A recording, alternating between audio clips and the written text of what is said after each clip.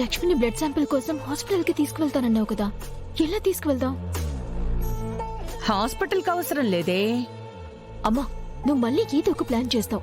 ఆ ప్లాన్ మళ్ళీ ఫెయిల్ అయిందనుకో, ఇంకా నాకు టెన్షన్ పెరిగిపోద్ది.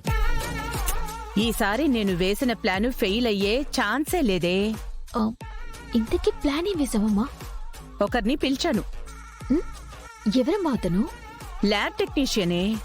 అమ్మా, ల్యాబ్ టెక్నీషియన్ అలా ఇంటికి వచ్చి లక్ష్మి బ్లడ్ తీసుకుని వెళ్తే అందరికీ డౌట్ వస్తుందేమో. ఓసే, అలా అనుమానం రాకూడదని ఇంట్లో వాళ్ళందరికీ బ్లడ్ టెస్ట్లు చేయిస్తున్నానే.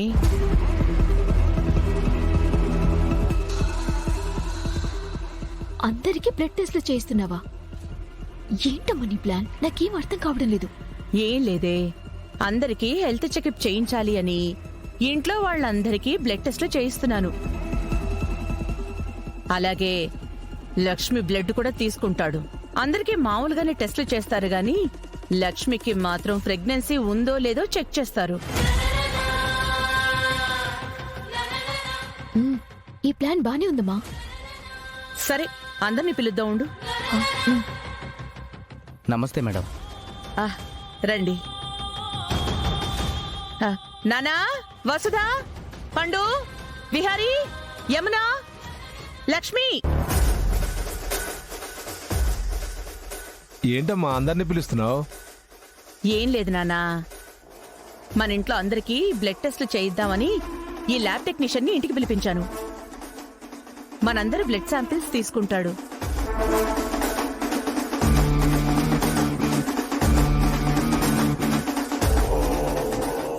సడన్ గా ఏంటక్క? అయినా అందరి హెల్త్ చెకప్ చేయించాలని ఇప్పుడెందుకు అనిపించింది?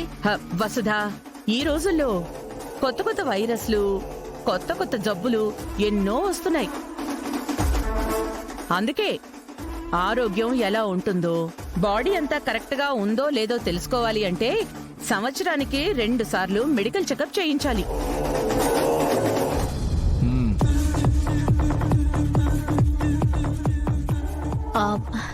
అవును పిన్ని, ఏదైనా జబ్బు వచ్చి బాధపడటం కంటే రాకముందే ఆ జబ్బుని నివారించటం మంచిదని ఆ అమ్మాయి ఈ ఏర్పాట్లు చేసింది.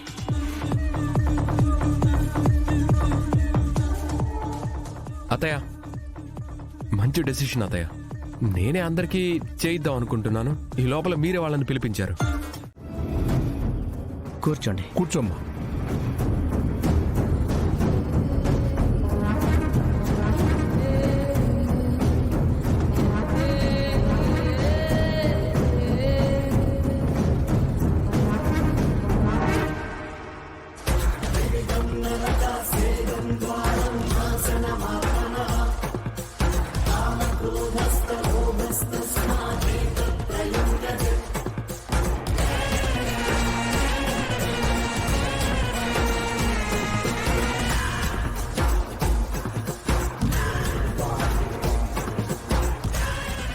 పండు, అమ్మా, నువ్వు కూడా వెళ్ళు. అలాగే.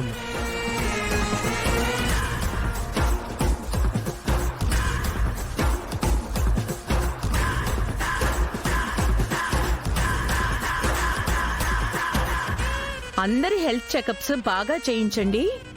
బ్లడ్ శాంపిల్స్ మాత్రం జాగ్రత్త. Okay madam. సరే మేడం, మేము ఉంటాం. Thank you.